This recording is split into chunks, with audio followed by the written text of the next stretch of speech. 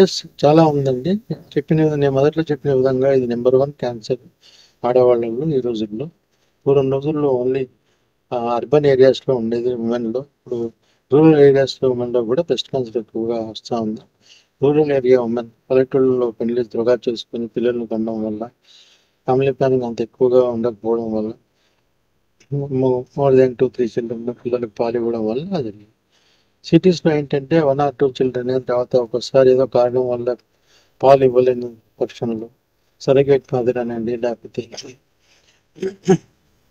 Hormone replacement therapy అనండి, వీటి వల్ల బ్రెస్ట్ క్యాన్సర్ ఎక్కువగా ఉండే అవకాశం ఉండేది. సో హెచ్ఆర్టీ కూడా వన్ కాజ్ అనమాట బ్రెస్ట్ క్యాన్సర్ రావడం. బ్రెస్ట్ క్యాన్సర్ బాగా ఉంది. పూర్వం కన్నా 30 ఏళ్ళ కిందన్నా 40 ఏళ్ళ కిందన్నా ఇప్పుడు ఎక్కువగా చూస్తున్నాం బ్రెస్ట్ క్యాన్సర్స్.